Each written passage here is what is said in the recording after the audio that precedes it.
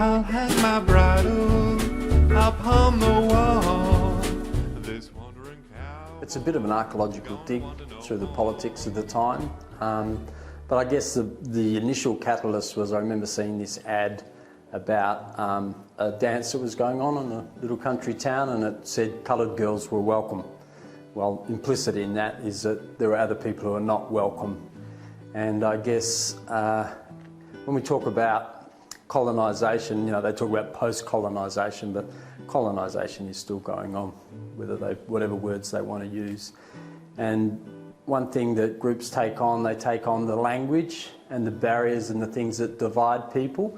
And even within the Aboriginal community, you know, there were references. I used to always say when I go up north, oh, you're a coloured person, why are you acting like that, you know? So you're not white and you're not black, but you're a coloured person. All these sort of things that divide people up into categories. So I wanted to take on that notion of those things existed not only in the white community, but in the Aboriginal community as well. And that's why I thought 1969 was a good time to set the plate, because it was a period of great social change within Australia, or great promise, and a lot of dreams that didn't really manifest that well for Aboriginal people. Yeah, Panawathi Girl is set in a fictional little town in the Pilbara called Chubb Springs. The main character, Molly Chubb, and her father, we just call him Chubb, named after their family. It's not a real little town, but it's definitely reminiscent of a lot of little country towns around Western Australia, around Australia really. It resonates with anyone that grew up or lives in a regional town in the way that things in those remote areas don't change in a hurry. People don't change in a hurry. Opinions definitely don't change in a hurry. And when massive social change like the referendum in 1967 happened, it kind of showcases that the world doesn't change overnight, I suppose. So I thought it was a good period to do that, because the referendum had been on in '67. Aboriginal people had been given citizenship, so there was great hope that those sorts of things would change, but you know, they didn't really. Well, they changed in some ways, but not enough as the expectations that people had, I think. Especially with Gough Whitlam coming along, his move towards land rights and acknowledgement of Aboriginal people. A lot of people got behind that, but then when we look at closing the gap and those sorts of issues now, 50 years later, what has really changed? You know, the issues that he talked about then are still the same issues they're talking about today. So that was why I wrote it. I really want our audiences to feel empowered and joyful after leaving this show. It's such a good, happy, toe-tapping show with some real deep messages in there, but I would like audiences to realise that we're not First Nations people are not wallowing in our oppression. We're not reliving our trauma every second of every day. We are happy, achieved and astute people, I suppose. And black humour is a thing, you know.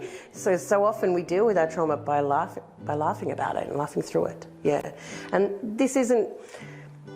Panawathi Girl isn't even one of those shows where we relive our trauma. It's just a historical setting with a factual kind of situation with theatrical licence and songs and dancing and all those fun things. Okay, well, so it's set in Australia in 1969 up in the Pilbara, so there's a lot of, you know, Australia's kind of a little bit behind the trends back at in those days, still is a little bit, but so we're looking at some country music, a little bit of psychedelic rock and roll, and some ballads and some things which are kind of musical theatre as well. Generally a lot of country music. The great thing about Panawathi Girl is that the music is really eclectic, so we've got some that's kind of really quite a big drum beat and it's quite linear, and the dances are about they're politicians. So with that one we've got kind of ragtimey, fun, everything's in lines, We've got a bit of jive happening at the end of the show, and we've got the waltz happening. We've got hippies, so we've got a lot of free-flowing movement in there as well. Yeah, there's lots of different music which brings about lots of different movement. So I think it's pretty fun. Well, I'd like to think that there are a lot of other messages in there that are very positive. It's about people getting on, but I think people need to understand that Australia still has a long way to go. It always seems to be on the back foot when it comes to acknowledging the Aboriginal history in this country, or that interaction, that colonial history. It's always tucked under the carpet and hidden. And I think, you know, if Australia is going to be the great country that we say it is, or the great country that we want it to be, then we need to deal with those sorts of issues from the past and bring them out. Otherwise, we're never going to be able to fully move on. It's about It's about finding out where you're from, finding out your past, your history, because our past and our history, whether we want to or not, does affect us in the here and now. If you don't know where you come from, you don't know where you are and where you're going. So it's about this person's journey. In order to find themselves in the here and now and where they're going, they actually need to go back to look at where they've come from. Molly is she's like a little powerhouse. She is outspoken and way into social justice, and I think she's a feminist in 1969 when everyone's trying to get her to shut up, and I think she's absolutely badass for the fact that she can hold her ground and use her voice in such a time and space, especially as a woman of colour. She, I think, has a lot of love to give. I think she has a lot to learn in terms of how she approaches people with her message. But I think her kind of stoicism and commitment to enacting change is very admirable. Well, I think the biggest challenge for me is to have enough of the mannerisms and vocal style of the actual Gough Whitlam to remind people about who I'm playing without trying to recreate a faithful representation of the man. And in my case, given that most people don't remember John Gordon, only very old people, I can get away with murder. But I have actually listened to him, and I've tried to, find a voice and mannerisms that sort of match, but are different to Gough's, given that he's the Labor Party and I'm the Liberal Party. Yeah, we're two very different politicians. Do you want to go first? Yeah, I can do it. Okay, go on. Okay, me? Okay. My character is Jojo, and Jojo's a queer character in the production, and a lot of laughs along for the ride in this really important story. Mm-hmm. Nice. Beth is, I play Beth, or like Beth. She's very Australian at the moment. She could change. We're in the middle of rehearsal. She is Jojo and Ron's friend, a friend of Molly, who is our protagonist. Beth is loud. She's always high. She says what she wants. And I really think that, we play hippies. Well, that's what we're called in the play, hippies.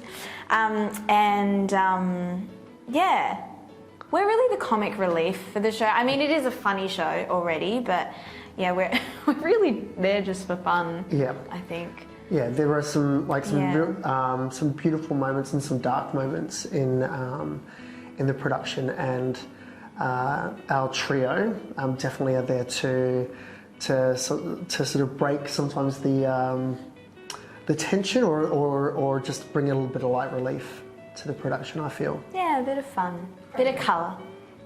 My character is a black fella in the 1969 year. He is very angry. He's very wild, but he's also very chill because he makes a lot of money from the rodeo, I guess. And He he's very culturally knowledgeable, but he's missing his home country for his old people and stuff. And yeah. I feel like Panawathi Girl it's just a bit of fun. I think that everyone's just having a good time, especially in the rehearsal room, so it's just helpful. I don't know, it's a good time. It's a good laugh. Yeah, like, you know, we love David Milroy, we love his pieces. He's very clever, he's got some great dad jokes, but he hits some really serious notes about history and things that we don't realise that happen in small towns. I'm so incredibly proud of this production. I think it's our logical step for Yuriakan to be putting on a big, happy, historical musical at this point, having worked our way from quite traumatic subject material to contemporary, happy subject material, and now we're taking another look back and merging in that contemporary, happy, whimsical kind of thing. So I highly recommend you come and see Panawathi Girl. I would say you're going to have a good time. You're going to have a lot of laughs, and hopefully it shows a sort of it's almost a bit of a tongue-in-cheek period of time in history, but it's still a deep story. But I guess it's done through comedy and satire and music to tell that story, which makes it makes the bitter pill a bit easier to swallow. There's a golden sunset. Come and see Panawathi Girl. Come and see Panawathi Girl. Come and see Panawathi Girl. Back to that home. Come and see Panawathi Girl. The courage on tree. That's where my darling. Come and see Panawathi Girl. Come and see Panawathi Girl.